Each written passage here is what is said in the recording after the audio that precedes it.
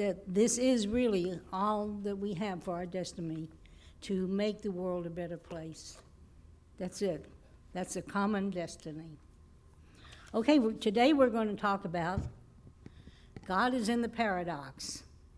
Now, this is what Wikipedia says about paradox. It says it's a contradictory element that exists simultaneously. It also says it's a logically unacceptable solution. There it is. That's our life. Logically unacceptable life. And we're living the paradox. That's our belief. Now, God is present in the paradox. Everything in the world, it seems, is a paradox. I mean, what's the point? I don't know. What about these statements that we hear over and over in New Thought churches? We are a divine being having a human experience. It's a paradox. Life is an illusion, and the unseen is the reality. I don't know about you, but every autumn when I get my flu shot and they jab a big needle in my arm, life seems like a reality. And what about this one? Death is the final thing. Or, yet we go from life to life. How does that work out? If that's not a paradox. Great. If God is the ruler of the world, who do I get to blame for my mistakes? I don't have to take the blame. It's God's fault. Now, that's a paradox. Everything is confusing. It's the yin and the yang, and our light and our darkness is all within this container. Now, this is from a statement about Jewish mythical theology. It says, Jewish mystical theology holds that soon after God created the world, it experienced a cosmic shattering that sent sparks of goodness and godliness flying all over the earth.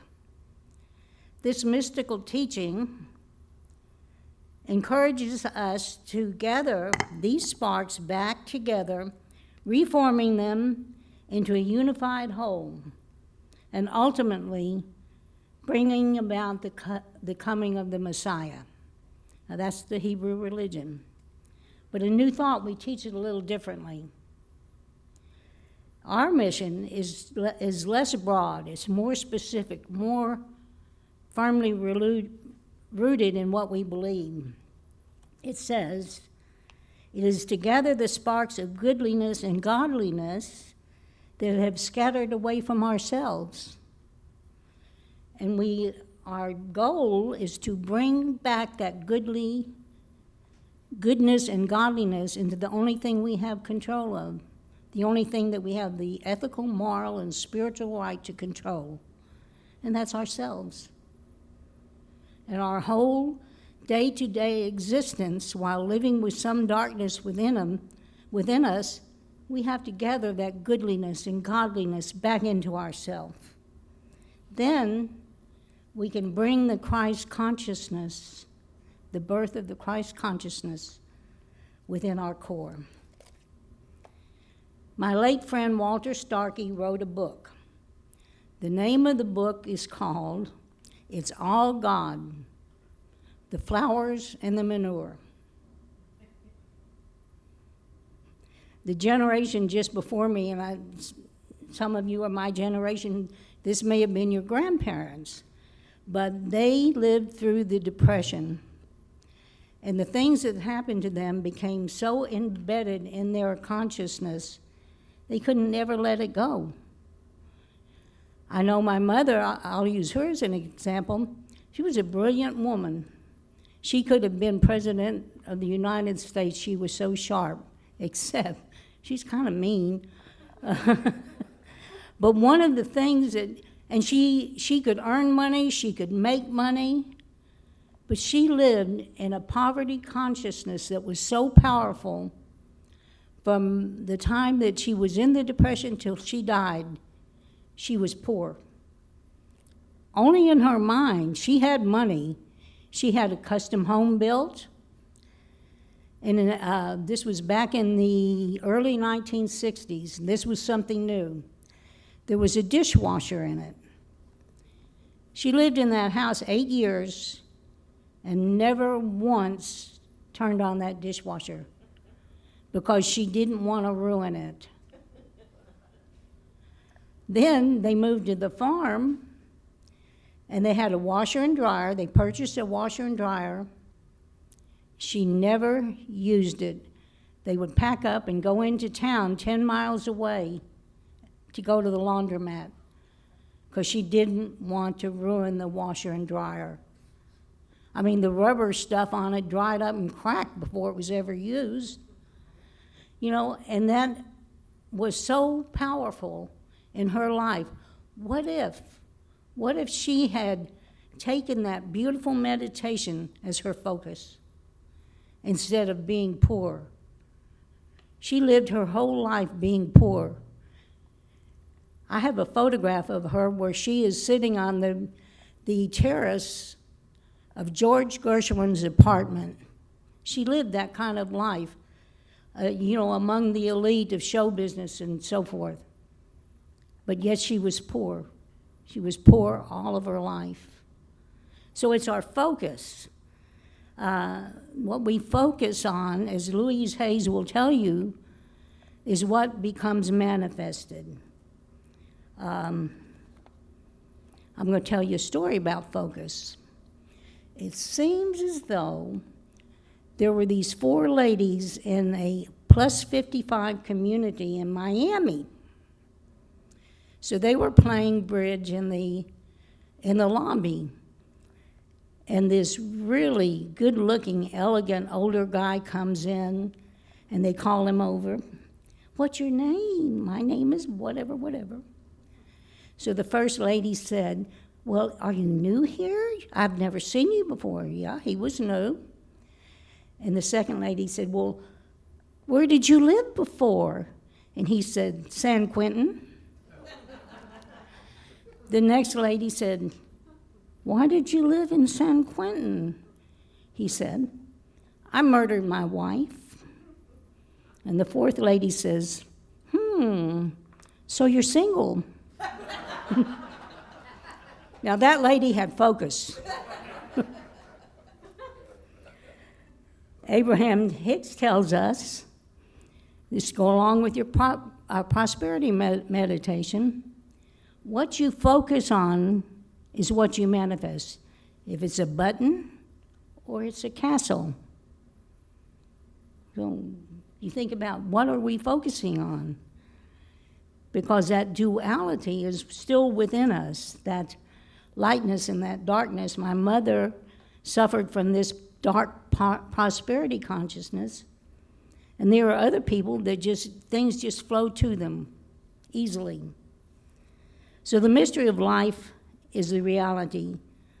What we go through every day is an illusion. There we are again. It's an illusion, it's a thin layer of events, but what is unseen is the reality. Okay, how do we digest that? I don't know. I know for myself, in my lifetime, I've had some tough things happen to me. And let me tell you, I wallowed in that crap for decades.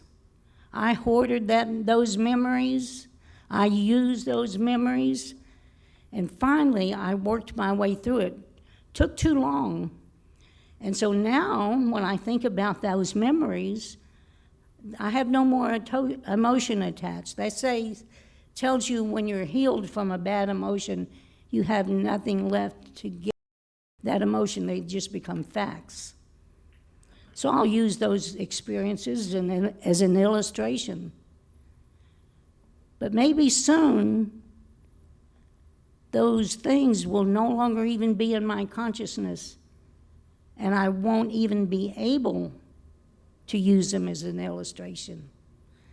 That's when I get my Eagle Scout patch of soul growth.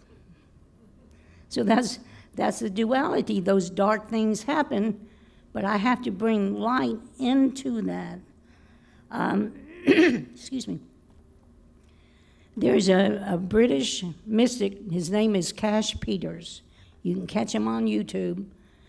But anyway, one of the sayings that he talks about is, we need to connect with our beingness, not our humanness.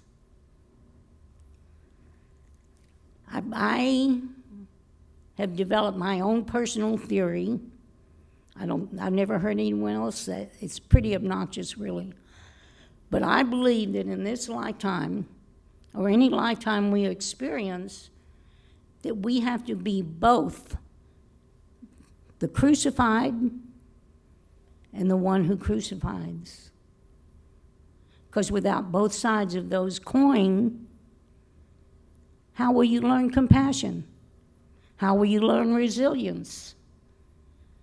They're both darkness that brings us to the light. Oh, thank you. Thank you so much. On the piano? Are you kidding me? Someone will beat me up if I spill that water. And I could. But there's a human pain to both of these experiences. You feel hurt and wounded if someone crucifies you unjustly. But the worst pain is that when you feel like you've hurt someone without intent. For most of us, if we're here trying to absorb some metaphysics, we know that that's a worse pain, to feel like you've hurt someone else. It's excruciating, but we need to go through it. That's how God is in the duality of all this, that we bring in these lessons, or we say something unthinking that hurts someone else so we can grow past it. Okay, then we grow past it, and guess what? There's another lesson. Bummer. I hate these learning opportunities. So, sometimes people take that woundedness and they make it last forever. Just think of the Hatfields and the McCoyns. It becomes a generational hurt. And you know what? That's just bull hockey. We don't need to do that. We don't even need to punish ourselves with being hurt. We need to expand our horizons. So the question is life breathing you, or are you breathing life? I mean, it's all a choice. I remember a time that this was for the wedding of our niece, and Glenn was the officiant. Officiant, is that what you say? Anyway, we were at a hotel in downtown Fort Worth. It was really cool. It used to be a brothel. I think it was Miss Molly's place. Well, we couldn't sleep because there was so much partying in the street, so we started watching this movie. The name of the movie was I'll Be Seeing You.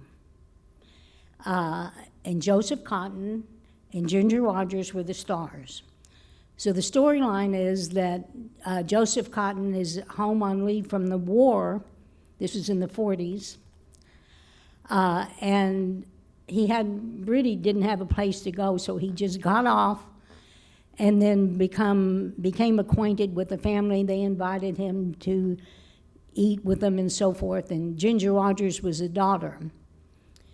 So if any of you can remember the 1940s like I can, every neighborhood had a theater, a movie theater.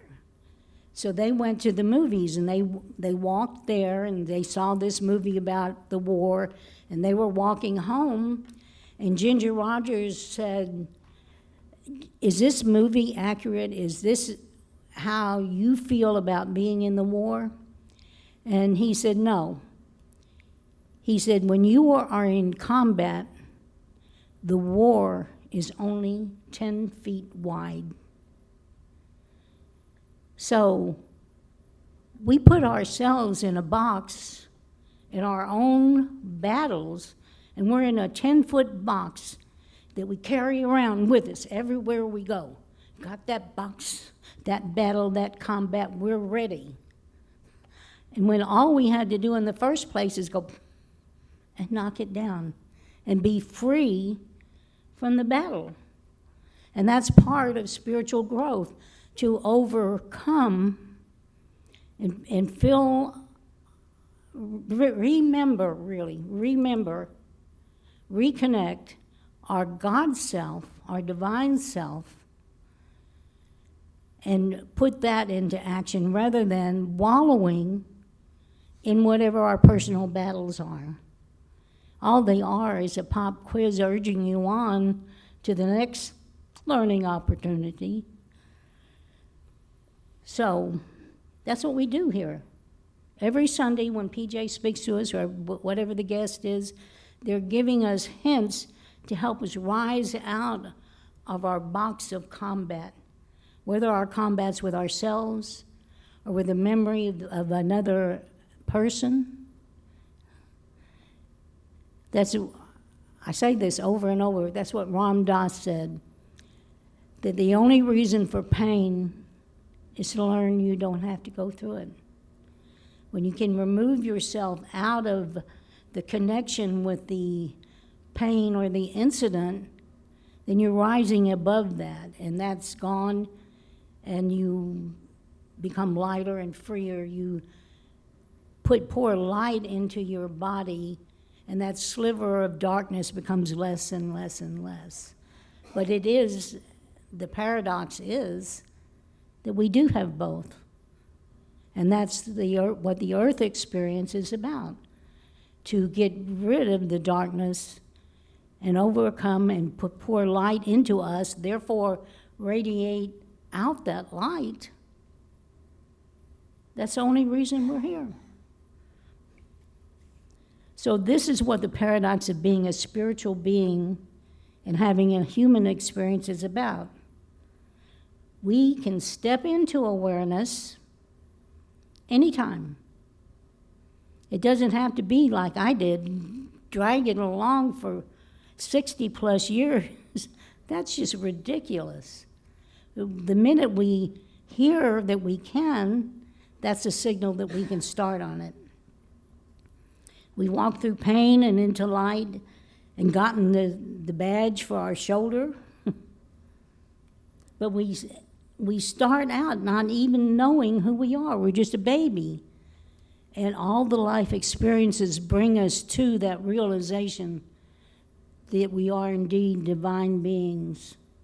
And when you reach that state of understanding the truth of yourself, that's when you become useful. Just by living your truth, it radiates out to someone, a stranger, the clerk in the grocery store, and they feel your power, and they absorb that vibration. Think about this. Glenn loves to use these stories, but I'm going to steal it from him today. Think about Gideon in the Bible. So there's Gideon. And back in the day, like they were protecting themselves from being marauded. There's all these other tribes are out there that are going to come and steal your stuff. So in order to avoid confrontation, they dig a big pit that has as high as their head. And down in that pit, they grow things like wheat or whatever. So they're down there in the pit, threshing their wheat, conducting life so that nobody will see them, staying under cover. So there's Gideon in his pit. And in the Bible it says, the angels of the Lord is sitting in an oak tree. Now, I find that questionable. I've seen pictures of the desert. I don't remember ever seeing an oak tree, but we'll let them have the oak tree. So there's the angel of the Lord sitting in the oak tree, and he hollers out at Gideon, "Hey, thou great and mighty warrior." And Gideon's like, "Say what?" And the angel of the Lord's getting frustrated with him, and so he says, Just get up. Just get up and go with what you got. But there's a much longer story. Read it. He does become a great and mighty warrior that he always was. But that's what I have to say to myself and each of us. Just get up. Just go with what you got. Thank you.